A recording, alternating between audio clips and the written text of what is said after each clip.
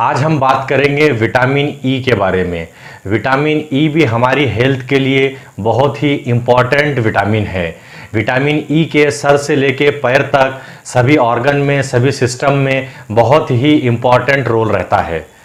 तो आज हम देखेंगे कि विटामिन ई का डोज दिन भर में कितना लेना चाहिए, विटामिन ई किन लोगों को लेना चाहिए, विटामिन ई किन लोगों को लेना नहीं चाहिए, विटामिन ई कितने मंथ तक लेना चाहिए और विटामिन ई किन चीज़ों के अंदर पाया जाता है नेचुरल सोर्सेस में।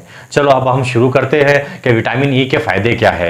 विटामिन ई जो है अपने हार्ट की हेल्थ के लिए बहुत ही इंपॉर्टेंट रोल अदा करता है। जिन लोगों का ब्लड प्रेशर बढ़ गया है, जिन लोगों का कोलेस्ट्रॉल लेवल बढ़ गया है, ऐसे लोगों के अंदर विटामिन ई का बहुत ही अहम रोल होता है। इसी के साथ साथ औरतों के अंदर विटामिन ई का बहुत अहम रोल होता है। जो टीन एज लड़कियां होती है यानी कम उम्र की लड़कियां जिनमें पेनफुल पीरियड्स पाया जाता है या जिन लड़कियों में पीरियड्स के वक्त बहुत ज़्यादा दर्द होता है, ऐसी लड़कियों के अंदर विटामिन ई के इस्तेमाल से वो चीज़ किसी हद तक कम हो जाती है। इसी के साथ स्किन के अंदर भी विटामिन ई का बहुत अहम रोल होता है। विटामिन ई जो है एंटी एजिंग फैक्टर रखता है। उसी के साथ विटामिन ई जो है बालों की ग्रोथ के लिए भी बहुत इंपॉर्टेंट रोल अदा करता है। इसी के साथ साथ विटामिन ई फैटी लीवर के अंदर बहुत अहम रोल अदा करता है। फैटी लीवर कहा जाता है लीवर के ऊपर फैट का डिपोजिशन होना। विटामिन ई के इस्तेमाल से किसी हद तक फैटी लीवर कम हो जाता है। इसी के साथ साथ लंग्स के लिए भी विटामिन ई बहुत ही अहम रोल अदा करता है। आजकल की जो पॉल्यूटेड लाइफ है, ऐसी कंडीशन में जो लंग्स को हार्म पहुंचाती है, ऐसी कंडीशन के अंदर हम विटामिन ई का अगर इस्तेमाल करते हैं तो किसी हद तक विटामिन ई लंग्स की सेहत के लिए जिम्मेदार साबित होता है। इसी के साथ साथ विटामिन ई जो है इनफर्टिलिटी के अंदर बहुत ही अहम रोल अदा करता है, चाहे मेल इनफर्टिलिटी हो चाहे फीमेल इनफर्टिलिटी हो। विटामिन ई जो है स्पर्म के प्रोडक्शन में, ओवम के प्रोडक्शन में एक अहम रोल अदा करता है। उसी तरह से विटामिन ई मेंस्ट्रुअल साइकिल को रेगुलेट करने में भी एक अहम रोल अदा करता है।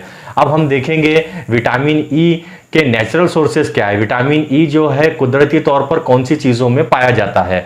सनफ्लावर सीड्स जिसे कहा जाता है सूरजमुखी के बीजे, उसके अंदर भारी मात्रा में विटामिन ई पाया जाता है।